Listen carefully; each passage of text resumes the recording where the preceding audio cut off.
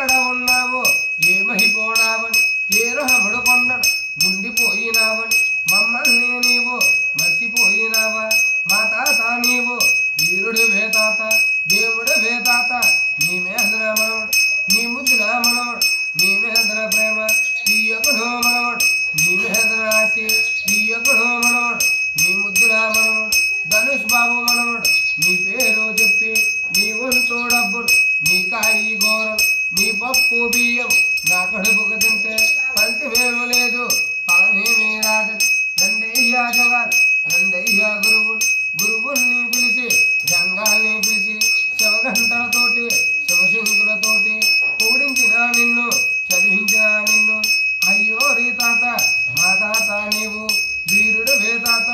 దేవుడు వే నీవు ఈ ఇల్లే నీది ఈ ఊహే నీదని సంసారము నీదని సరగలోకమిల్లెవు అడవిలోన ఇల్లు కట్టినవర తాత ఆరుణ్యము చూడ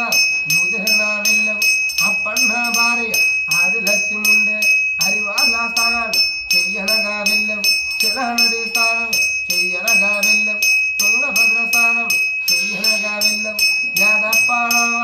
యాదగంగ స్థానాలు చెయ్యనగా వెళ్ళవు మా తాత నీవు ఎరుకలమ్మగుండం యాదప్పాడవ యాదగంగ స్థానాలు చెయ్యనగా వెళ్ళి మా తాత నీవు వీరుడు వే తాత దేవుడు వే గనుక ఇందిరిగో నీవు పెద్దవారివైతే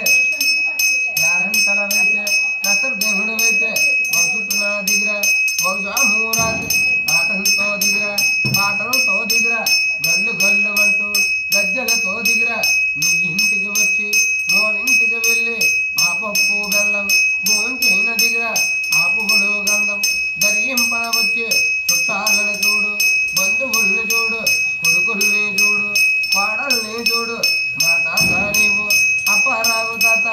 ఓడించిన ఒక్క మనమడైతే కనుక ధనుష్ బాబు మనవడికి విద్య బుద్ధులందు ఉద్యోగము కలిగి తెలివి తేటలు కలిగి ఆనందము కలిగి ఆరోగ్యము కలిగి సంతోషము కలిగి అందగా నూరే సంతోషం కూడా కలిగి ఎల్లప్పుడూ ఆయుష్మంతుడే ఉండాలి.